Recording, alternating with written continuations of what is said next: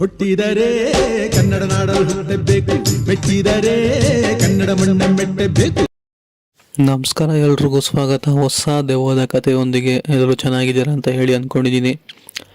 So ಕತೆಗೆ ಹೋಗೋಕ್ಕಿಂತ ಮುಂಚೆ ನಾನು ಲಾಸ್ಟ್ ವಿಡಿಯೋದಲ್ಲಿ ಕೇಳ್ಕೊಂಡಿದ್ದೆ, ಆದಷ್ಟು ಈ ಒಂದು ವಿಡಿಯೋ ಅಥವಾ ಈ ಒಂದು ನಮ್ಮ ಚಾನಲ್ನ ಎಷ್ಟಾಗುತ್ತೋ ಅಷ್ಟು ಶೇರ್ ಮಾಡಿ ರೀಚ್ ಕೊಡಿಸಿ ಅಂತ.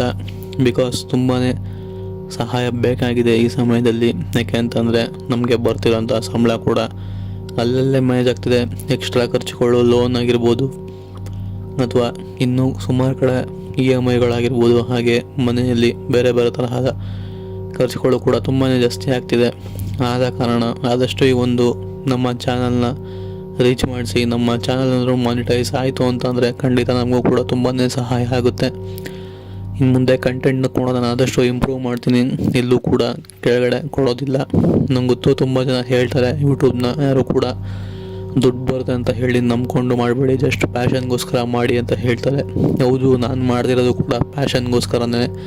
ನನಗೂ ಕೂಡ ಇಂಟ್ರೆಸ್ಟ್ ಇದೆ, ನನಗೂ ಕೂಡ ಕತೆಗಳನ್ನ ಹೇಳಬೇಕು, ಕತೆ ಥರ ಅರ್ಥ ಮಾಡಿಸಿ ಅವರು ಕೂಡ ಥ್ರಿಲ್ ಫೀಲ್ ಮಾಡಿಸ್ಬೇಕು ಅಂತ ನಾನು ಕೂಡ ಕತೆಗಳನ್ನ ಹೇಳೋದು. ಬಟ್ ಆದರೂ ಎಲ್ಲೋ ಒಂದು ಕಡೆ ಎಲ್ಲರೂ ಕೂಡ ಮೈನ್ ಬ್ಯಾಕ್ಗ್ರೌಂಡಲ್ಲಿ ವರ್ಕ್ ಆಗೋವಂಥದ್ದೇನು ದುಡ್ಡು, ಅದೇ ಥರ ಮ್ಯಾಟ್ರ್ ಆಗೋದು.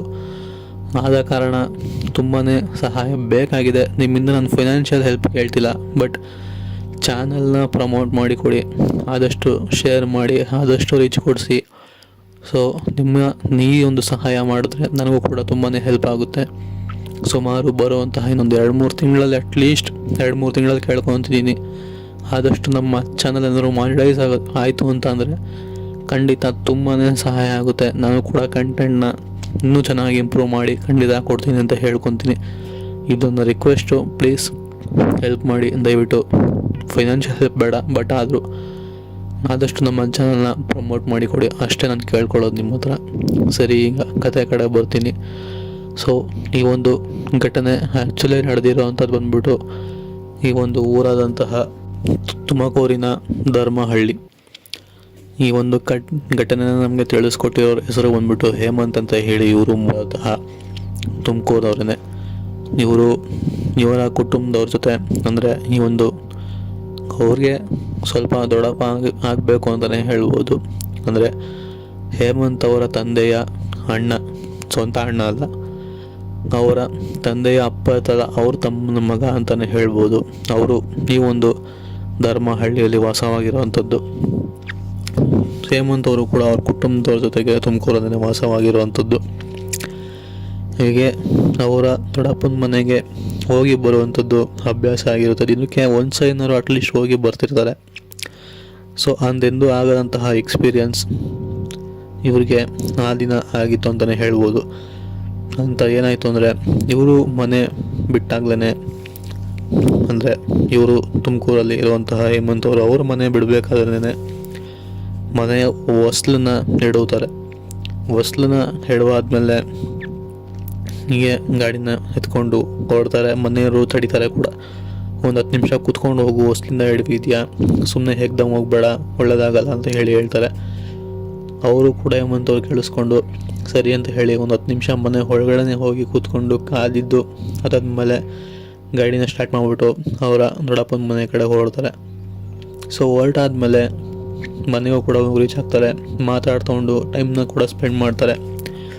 ಸೊ ಕತ್ಲೆ ಆಗೋ ಅಷ್ಟರಲ್ಲಿ ವಾಪಸ್ ಹೇಮಂತ್ ಅವರು ಮನೆ ಸೇರಿಬಿಡ್ತಿದ್ರು. ಬಟ್ ಆ ದಿನ ಏನಾಯ್ತೋ ಗೊತ್ತಿಲ್ಲ, ಇದ್ದಕ್ಕಿದ್ದಂಗೆ ಮಾತಾಡ್ತಾ ಸಮಯ ಹೋಗಿರೋದೇ ಕೂಡ ಗೊತ್ತಾಗೋದಿಲ್ಲ, ಕತ್ಲೆ ಆಗೋಗಿರುತ್ತೆ. ಸೊ ಅವ್ರ ದೊಡ್ಡಪ್ಪ ಕೂಡ ಹೇಳ್ತಾರೆ, ಬಿಡು ಕತ್ಲೆ ಆಗಿದೆ, ಬೆಳಗ್ಗೆ ಹೋದ್ರೆ ಆಯಿತು, ಎಲ್ಲ ಮಲ್ಕೋ, ಇವತ್ತೊಂದು ದಿನ ಎಲ್ಲ ಊಟ ಮಾಡು, ನಾನು ಫೋನ್ ಮಾಡಿ ಹೇಳ್ತೀನಿ ಅಂತ ಹೇಳ್ತಾರೆ. ಸರಿ ಅಂತ ಹೇಳಿ ಹೇಮಂತ್ ಕೂಡ ಮನೆಗೆ ಫೋನ್ ಮಾಡಿಬಿಟ್ಟು ಬರೋಕ್ಕಾಗಲ್ಲ, ಕತ್ಲೆ ಆಗಿದೆ, ಇವರು ಕೂಡ ಬಿಡ್ತಾ ಇಲ್ಲ, ಇಲ್ಲಿ ನಿಂತಾರನೆ. ಬೆಳಗ್ಗೆ ಎಡುವುದಾಗಿ ಏನು ಮಾಡಿದ್ರಲ್ಲ ಅದೇ ಥರ ಇವರು ಕೂಡ ತಡೀತಿದ್ದಾರೆ. ನಾನು ನಾಳೆ ಬರ್ತೀನಿ ಅಂತ ಹೇಳಿ ತಿಳಿಸ್ತಾರೆ. ಅದಕ್ಕೆ ಅವ್ರ ಮನೆಯವರು ಕೂಡ ಒಪ್ಕೊತಾರೆ. ಸೊ ಒಳ್ಳೆ ಕೆಲಸನೇ, ಅಲ್ಲೇ ವಾಸವಾಗಿದ್ದು ಬಾ ಅಂತ ಹೇಳಿ. ಸೊ ಅವರು ಕೂಡ ಅಲ್ಲೇ ಉಳ್ಕೊತಾರೆ. ಬಟ್ ಹೇಮಂತ್ ಅವ್ರಿಗೆ ಒಂಥರ ಕ್ಯೂರಿಯಾಸಿಟಿ ಉಟ್ಕೊಳ್ಳುತ್ತೆ, ಇವರೇನು ನನ್ನ ಕತ್ಲೆ ಆಗೋ ಅಷ್ಟರಲ್ಲಿ ವಾಪಸ್ ಕಳಿಸ್ಬಿಡ್ತಾರಲ್ಲ ಅಂತ ಹೇಳಿ. ಆ ದಿನ ಅಲ್ಲೇ ಉಳ್ಕೊಂಡಿದ್ರಲ್ಲ, ಕೊನೆಗೆ ಎಲ್ಲರೂ ಮಲಗಿರುವಂತಹ ಸಮಯ ನೋಡಿಕೊಂಡು ಹೇಮಂತ್ ಅವ್ರು ಮಾತ್ರ ಮನೆಯಿಂದ ಆಚೆ ಬಂದು ಆ ಒಂದು ಊರು ಸುತ್ತ ನೋಡ್ತಾರೆ. ಅವ್ರಿಗೆ ಅಂಥದ್ದೇನು ಕೂಡ ಸ್ಟ್ರೇಂಜ್ ಅನ್ನೋ ಫೀಲು ಕೊಡೋದಿಲ್ಲ. ಸರಿ ಬಿಡು, ಏನೋ ಇರ್ಬೋದು, ಇದ್ರು ಸಾಕೆ ಅಂತ ಹೇಳೋರು ಕೂಡ ಸುಮ್ಮನೆ ಆಗ್ತಾರೆ. ವಾಪಸ್ ಮನೆ ಒಳಗಡೆ ಹೋಗಿ ಮಲ್ಕೊತಾರೆ. ಸೊ ಮಲಗಿ ಸಮಯ ಸುಮಾರು ಒಂದು 2 ಅಥವಾ 2:30 ಆಗಿರ್ಬೋದೇನೋ.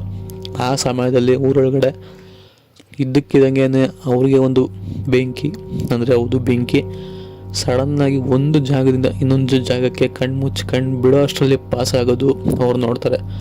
ಆ ಸಮಯಕ್ಕೆ ಸರಿಕೆ ಏನಕ್ಕೆ ಕಣ್ಣು ಬಿಟ್ಟರು ಅಂತಲೂ ಕೂಡ ಗೊತ್ತಿಲ್ಲ. ಬಟ್ ಆದರೂ ಬೆಂಕಿ ಕಿಟಕಿಯಲ್ಲಿ ಒಂದು ಜಾಗದಿಂದ ಇನ್ನೊಂದು ಜಾಗಕ್ಕೆ ಕಣ್ಣು ಬಿಡೋ ಅಷ್ಟರಲ್ಲೇ ಹೋಗಿರೋವಂಥದ್ದು ಅವ್ರು ಗಮನಿಸ್ತಾರೆ.